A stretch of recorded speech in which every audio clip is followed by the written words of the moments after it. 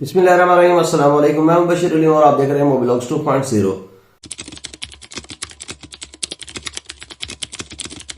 आज की वीडियो एक बड़ी मेजर डेवलपमेंट के बारे में है, जो कि एक अपडेट आई है कनाडा से। यूके के बाद कनाडा ने भी स्टूडेंट्स के लिए रास्ते तंग कर दिए हैं। कनाडा में एक मेजर कट लगने जा रहा है स्टूडेंट्स के ऊपर। स्टूडेंट्स वीजा को लिमिट किया जा रहा है और ये सब पॉसिबल है, एक्सपेक्टेड है सितंबर इनटेक से पहले यानी कि सितंबर 2024 से पहले ये सब एक्सपेक्टेड है। और अभी कुछ डेवलपमेंट्स हुई हैं, कुछ चेंजेस अनाउंस भी की गई हैं, और वो चेंजेस क्या हैं और वो कब इम्प्लीमेंट हो रही हैं ये मैं अभी आपको बताता हूं। इसमें जो सबसे मेन चीज है वो हुई किस लिए है, ये जो कट लगने जा रहा है वो किस वजह से आ रहा है, रीजन क्या है इसके बिहाइंड। कनाडा में एक हाउसिंग क्राइसिस क्रिएट हो गया है। जो लोग वहां पर जा रहे हैं उनको घर रहने के लिए घर या तो मिलता नहीं है, और अगर मिलता है तो बहुत महंगे दामों में मिलता है। रेंट भी बहुत बढ़ गए हैं और खरीदने का तो कोई सोच ही नहीं सकता। और जो बुरे से बुरा घर भी है वो भी बहुत ज्यादा इन्फ्लेटेड प्राइस पर मिल रहा है। तो इस वजह से उन्होंने सोचा है कि इसके ऊपर एक तो कट लगाया जाए। दूसरी चीज जो इंपॉर्टेंट है, जो लिविंग कॉस्ट की मद में स्टूडेंट्स ने फंड्स शो करवाने हैं अपनी बैंक स्टेटमेंट में, प्रूफ ऑफ फंड्स जो दिखाना है उन्होंने उसको डायरेक्ट डबल कर दिया गया है। 10,000 था वो और 20,635 उसको कर दिया गया है। और ये सिर्फ वो फंड होगा जो उसका ट्यूशन फी और अदर एक्सपेंसेस के बाद होगा, ट्रैवल एक्सपेंसेस के बाद उनको शो करवाना पड़ेगा। जो मिनिस्टर थे मार्क मिलर, वो बहुत ही ज्यादा गुस्से में लग रहे थे और उन्होंने कहा कि इनफ इज इनफ।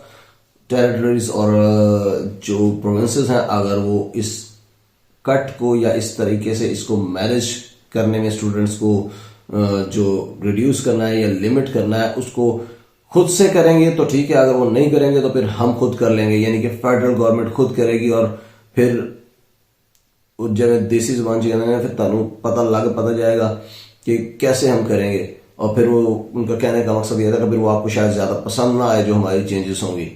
2-3 ऐसी पॉलिसीज हैं जिनके बारे में अपडेट आई है, जो कि स्टूडेंट्स के लिए बनाई गई थी, टेम्परेरी पॉलिसीज, उसके बारे में अपडेट है। वो मैं 1 बाय 1 आपको बताता हूं, बल्कि मैं आपको स्क्रीन पर लेके चलता हूं और डायरेक्ट वहीं से आपको सारी इंपॉर्टेंट पॉइंट्स जो मेंशन किए गए हैं गवर्नमेंट की ऑफिशियल वेबसाइट पर वहीं से दिखाता हूं, ताकि एज अ प्रूफ आप कंफर्म भी कर सकें। और इसका लिंक भी मैं आपको डिस्क्रिप्शन में डाल दूंगा, आप डिटेल से इसको रीड भी कर सकते हैं और चेक कर सकते हैं, वेरीफाई कर सकते हैं इस न्यूज को। तो स्क्रीन पर जाने से पहले मैं आपसे रिक्वेस्ट करूंगा कि अगर आपने अभी तक मेरे चैनल को सब्सक्राइब नहीं किया तो मेरे चैनल को सब्सक्राइब कर लें और बेल आइकन का बटन को प्रेस कर लें, ताकि नए आने वाले वक्त में न्यू अपडेट्स और न्यू अपॉर्चुनिटीज आपको मिलती रहें। तो इस टाइम आपको स्क्रीन पर नजर आ रही है canada.ca की वेबसाइट, और इसका जो पेज ओपन है इस टाइम वो अपडेट जो रिसेंटली रिलीज की गई है, न्यूज रिलीज है, ये दिसंबर 7 को रिलीज की गई है। और ऊपर जो टॉप पे अगर आप इसकी हेडिंग देखें तो वहां पर लिखा हुआ है revised requirements to better protect international students. अच्छा जी, इसके अगर आप टॉप पे देखें तो सबसे ऊपर वही है the cost of living requirement, ये चेंज कर दी गई है। और इसके बारे में कहा गया है कि ये 2000 के बाद से, यानी कि ईयर 2000 जो था उसके बाद से चेंज नहीं किया गया। इसको तकरीबन 20 साल से भी ज्यादा हो गया, तो अब इसको ये जो कंपैटिबल नहीं है आजकल के जो इन्फ्लेशन के हिसाब से, तो इसको इसलिए अपडेट करना पड़ा। और इसमें जो है वो सामने आपको स्क्रीन पर नजर आ रहा है कि जो सेट था वो 10,000 किया गया था। अब जो 2024 में जो भी लोग अप्लाई करेंगे तो उनको ये शो करवाना पड़ेगा 20,635, जैसे कि मैंने आपको पहले बताया है। अच्छा जी, जैसे मैंने आपको बताया कि जो 3 टेम्पररी पॉलिसीज थी उनके बारे में अपडेट है, तो ये अब आपको स्क्रीन पर नजर आ रहा होगा। अच्छा, ये सारी की सारी जो टेम्परेरी पॉलिसीज बनाई गई थी वो एक्सपायर हो रही थी by the end of 2023 this year, और इसी मंथ में एक्सपायर हो रही थी। लेकिन उन्होंने बताया है कि जो एक फर्स्ट पॉइंट में वो बता रहे हैं कि एक ऐसी पॉलिसी उन्होंने लॉन्च की थी कि जिसमें ऑफ कैंपस, यानी कि जब आप ऑन साइट या ऑन कैंपस में स्टडी नहीं कर रहे होते, डिस्टेंस लर्निंग में होते हैं, यानी कि आप घर बैठकर स्टडी कर रहे होते हैं, क्योंकि कोरोना के बाद से बहुत सारे इंस्टीट्यूट्स या बहुत सारे ऐसे जो थे यूनिवर्सिटीज और कॉलेजेस जो थे वो उन्होंने ऑफर किया था कि आप घर बैठ कर भी स्टडी कर सकते हैं। तो ऑफ कैंपस के डेज में आप फुल टाइम जॉब कर सकते थे। तो इस पॉलिसी को एंड होना था by the end of December 2023, लेकिन उन्होंने एक्सटेंड कर दिया है इसको by the end of April 30 अप्रैल 2024 तक। तो इसमें क्लियरली बता दिया गया है कि जिन लोगों ने 7 दिसंबर 2023 से पहले एप्लीकेशन सबमिट करवाई है एडमिशन के लिए या वीजा के लिए, उनके ऊपर तो पुराना रूल ही इंप्लीमेंट होगा, या वो लोग जो ऑलरेडी कनाडा के अंदर मौजूद हैं स्टूडेंट्स, उनके ऊपर भी पुराना रूल इंप्लीमेंट होगा। यानी कि वो अगर ऑफ कैंपस हैं, ऑन साइट स्टडी नहीं कर रहे, तो वो 30 अप्रैल तक मोर देन 20 आवर्स वर्क कर सकते हैं, यानी कि फुल टाइम आप कह सकते हैं फुल टाइम जॉब कर सकते हैं ड्यूरिंग ऑफ कैंपस डेज। अच्छा जी, उसके बाद जो लोग भी आएंगे 7 दिसंबर के बाद, वो इस फैसिलिटी से फायदा नहीं उठा सकते। लेकिन उसके साथ साथ एक गुड न्यूज जो है वो स्टूडेंट्स के लिए उन्होंने दी है, और वो ये कि उन्होंने कहा कि हमने काफी सारा ऑब्जर्व किया है, स्टूडेंट्स जो है वो 20 आवर्स से ज्यादा काम करते हैं स्टडी के दौरान, 30 आवर्स पर वीक करने का सोच रहे हैं परमानेंटली। तो ये गुड न्यूज है इसमें।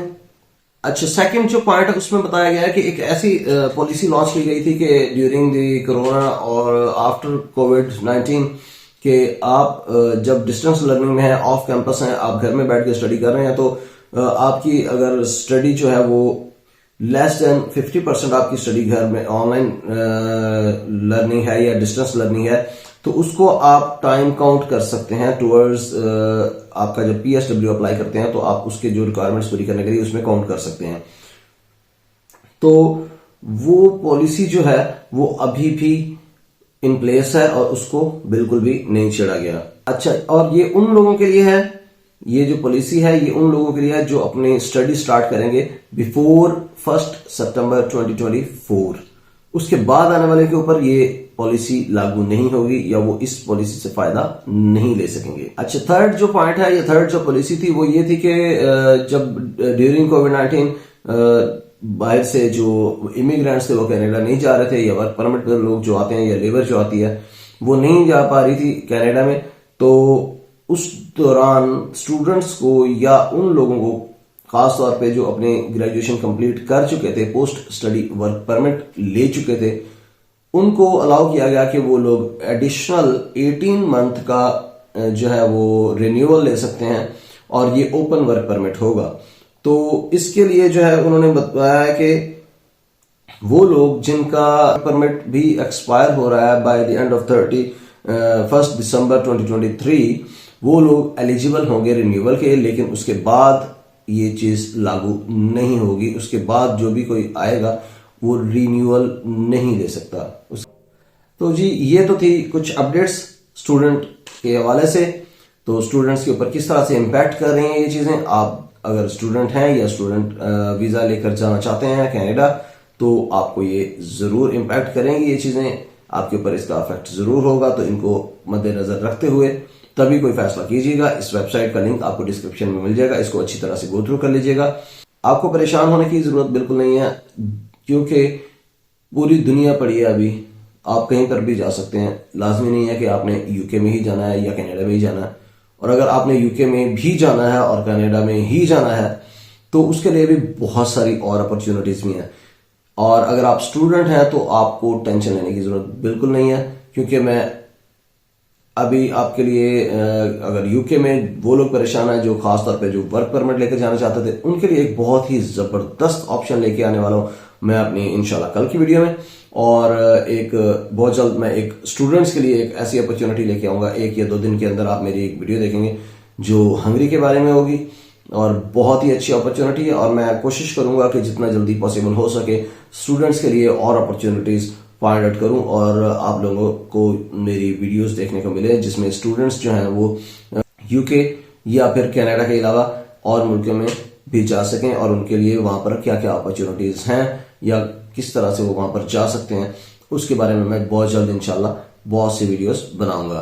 तो अगर आपको ये वीडियो अच्छी लगी है तो इसको लाइक करें, और जितना ज्यादा से ज्यादा हो सकता है शेयर करते जाएं, क्योंकि बहुत से लोग पाकिस्तान, इंडिया से, बांग्लादेश से, श्रीलंका से और नेपाल से और दूसरे कंट्रीज से जो है अप्लाई करते हैं स्टूडेंट वीज़ा के लिए, तो उन तक ये वीडियो ज़रूर पहुंचाएं ताकि किसी का भला हो सके। तो मेरी सजेशन आप लोगों को यही है कि अगर आप जनवरी में अप्लाई करना चाह रहे हैं तो कोशिश करें कि दिसंबर में अप्लाई कर दें, और ताकि आपके ऊपर जो रूल्स हैं वो इम्प्लीमेंट हों दिसंबर में। और अगर आपको ये वीडियो पसंद आई है तो लाइक शेयर सब्सक्राइब करें, और अपना बहुत सा ख्याल रखिएगा, मुझे दुआओं में याद रखिएगा। बहुत जल्दी इंशाल्लाह आपसे मुलाकात होगी एक नई वीडियो में एक नई अपॉर्चुनिटी के साथ। तब तक के लिए इजाज़त दीजिए। अल्लाह हाफिज़।